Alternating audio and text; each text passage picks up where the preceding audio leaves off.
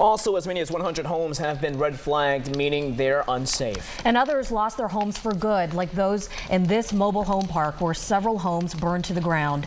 And that's where we pick up tonight's team coverage. Houston's Nick Monacelli is live with more on the damage, and firefighters struggle to battle those flames. Nick.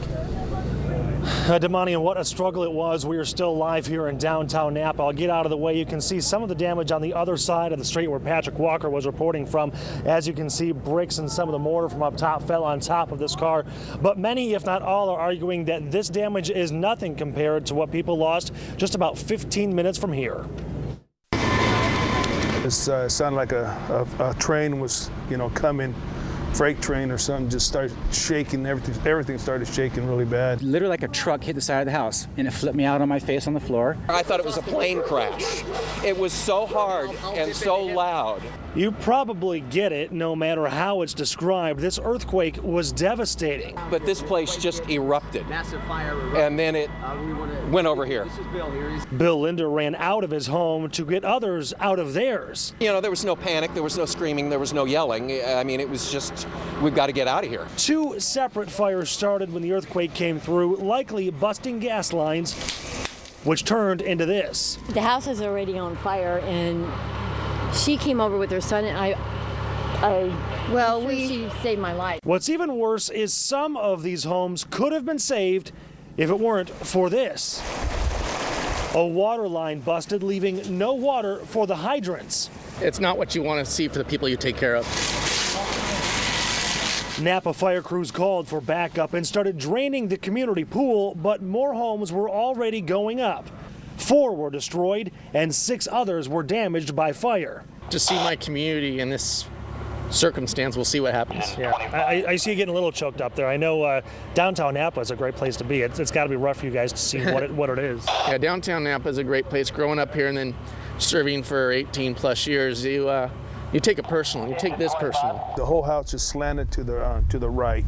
Others have a lot of work ahead of them, but still have something to work on. Dozens of other homes are structurally unsafe. I have to hire some people to go underneath the house and lift it up with hydraulic jacks and put some new jacks underneath. Earthquake devastation here. And even for the homes that are safe, cleanup will not be easy. This is my microwave oven there. Totally helpless. I have never been through anything like this before in my life. I mean, I went through an earthquake once, but I never had to deal with fire and, evacuation and things like that. It was terrible.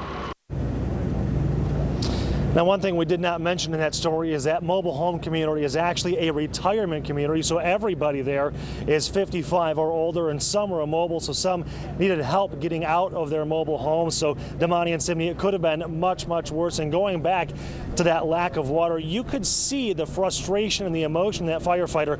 I can't imagine what it was like getting there and then realizing they have to wait another 10 or 15 minutes for water and just watch those homes burn down.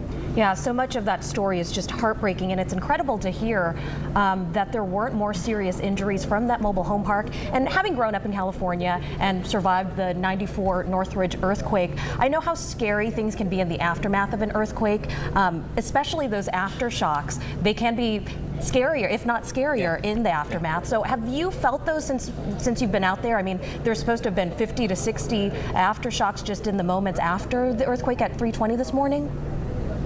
We haven't felt a single aftershock since we've been here, and we've been here since about 5:45 this morning. But I will tell you, as we go back to the possibility for loss of life, as you know, mobile homes are constructed in such a way that there's not a whole lot of fire protection in there. So things could have been really, really bad if the community and neighbors didn't start running to the homes nearby. There was one guy across the street. He actually walked up to about 5 or 6 different houses and was pounding on the door, telling his neighbors to get out of there, and he actually saved at least 2 lives. Well, neighbors helping neighbors, and that's what it's all about. Nick, thanks a lot.